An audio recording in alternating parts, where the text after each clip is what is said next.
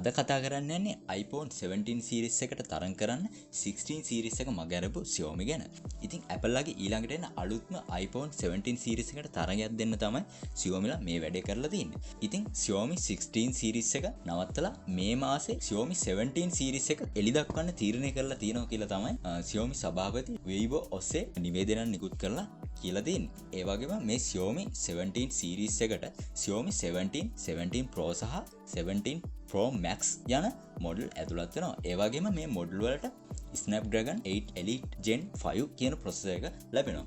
ඉතින් මේ සීරීස් එක මූලික මොඩල් එක වන Xiaomi 17 වල ගාණ වැඩි කරන්නේ නැතුව තවත් ෆීචර්ස් ගොඩක් එකතු කරලා තියෙනවා කියලා තමයි ආරංචි වෙන්නේ. ඉතින් මේ Xiaomi 17 Pro එකේ අපිට හොඳ කැමරාවක් බලා ගන්න පුළුවන් වගේම Xiaomi 17 Pro Max කියන ෆෝන් එක Xiaomi සමාගමේම ආපු හොඳම සහ බලවත්ම ෆෝන් එක විදිහට අපිට හඳුන්වන්න පුළුවන්.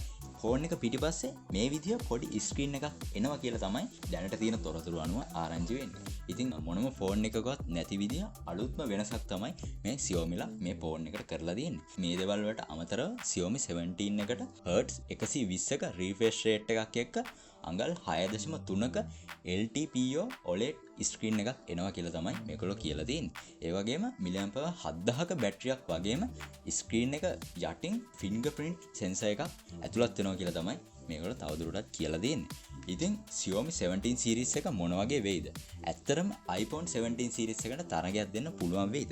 ඉතින් ඔයාගේ අදහසත් මතක ඇතුව පහලින් කමෙන්ට් කරන්න. ඉතින් මේ දේවල් ටික තමයි මේ ෆෝන් එක ගැන කතා කරන්න තියෙන්නේ. ඉතින් අපි ඉස්සරහට බලමු මේ ෆෝන් එක ඇත්තටම මොන වගේ වෙයිද කියලා. මේ විදිහ ටෙක් නිවුස් බලන්න ඕන නම් යන්න www.alutech.com කියන වෙබ්සයිට් එකට. ඉතින් මේ විදිහ ටෙක් නිවුස් ඇති තරම් ඔයාට ඒක බලා ගන්න පුළුවන් වෙනවා. ඉතින් අදට ගිහිල්ලා එන්නම්. මේ වගේම තවත් වීඩියෝ එකකින් ඉක්මනටම හම්බෙමු. හැමෝටම සුබ දවසක්.